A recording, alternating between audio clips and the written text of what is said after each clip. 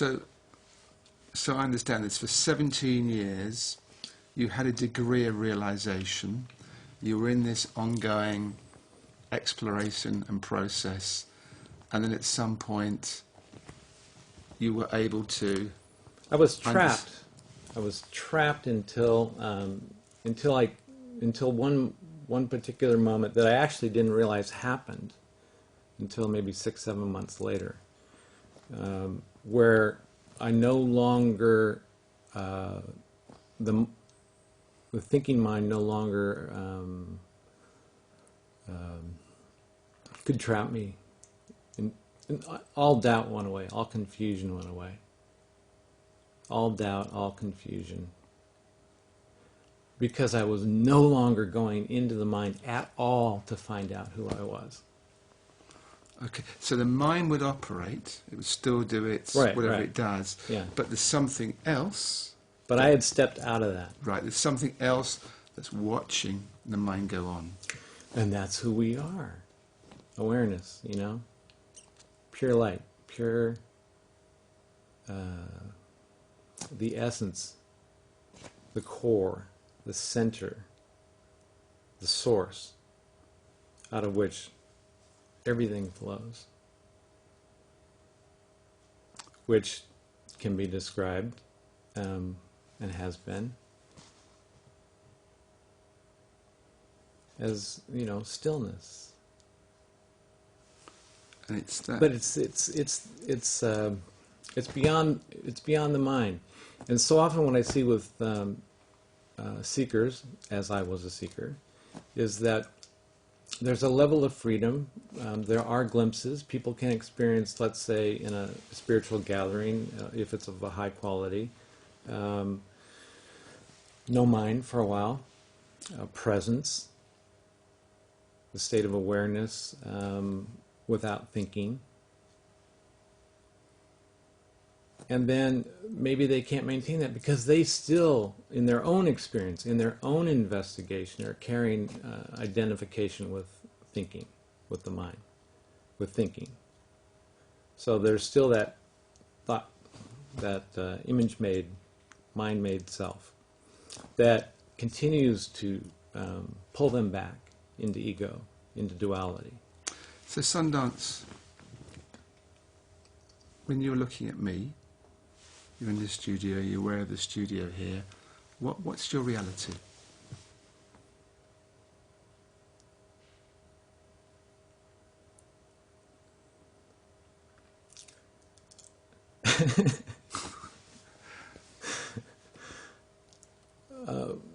We'll see, it's multidimensional, I guess, is the best thing I could say. Yeah.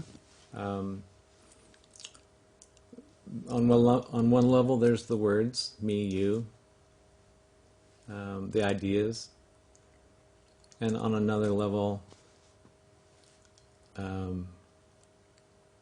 there's just being.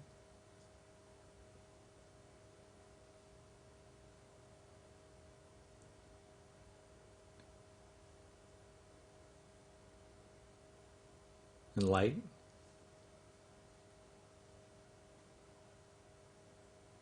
And silence. And you can go as deeply as you want here if you really want to see the answer to that question. It's within you. The answer is within.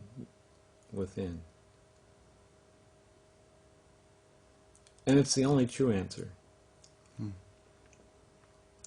See, nothing I could say to you, using those words lightly, will be your answer. It can only be what you know directly. And that is within each of us. So that it's a real truth. It's a direct truth. Not a borrowed truth, not an imitation. I think one of the things that really, really interests me is like when the previous interview, which is also Conscious TV, where your wife Katie was interviewed by Renata, her primary awakening was very sudden, and she hadn't done really any spiritual work, but something happened, and boom, she had, as I understand it, a completely different reference point of who she was. And that reference point was no longer the personality, was no longer her story, is the word she used. Yes. There was something, how I would describe it, way, way back that was real to her as her. Now with you, it seemed, this is quite fascinating because it was completely different. There was a slow process over 17 years.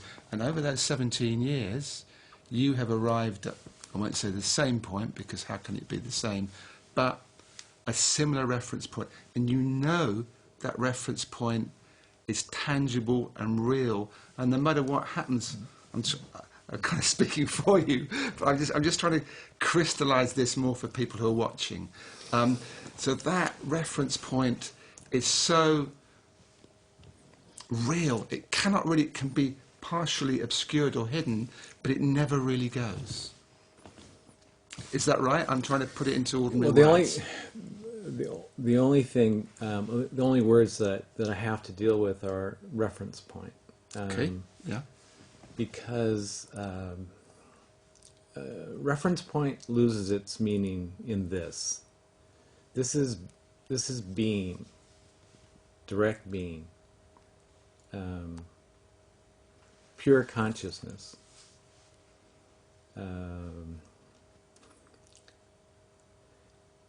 Without being a reference point, it's a see, if the mind is no longer involved, there is no reference point. Okay, because that's where reference points come from. Yeah, but there's still something, somebody watching everything. Well, awareness is manifest and unmanifest.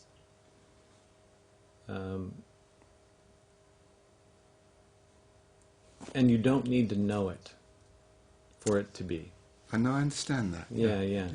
It is. It just is. Now, I guess the first reference point I would say is the appearance of consciousness itself. That's the very first reference point. In other words, the beginning of you. And that actually can be seen.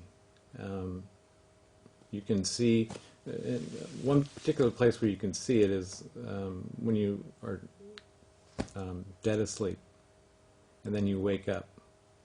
At the moment of waking up, it's possible to see the birth of consciousness and to exist formlessly as that witness. And see consciousness born. Yeah, let's look at that, because that's, I think, very interesting and possibly very useful for people. I know this space.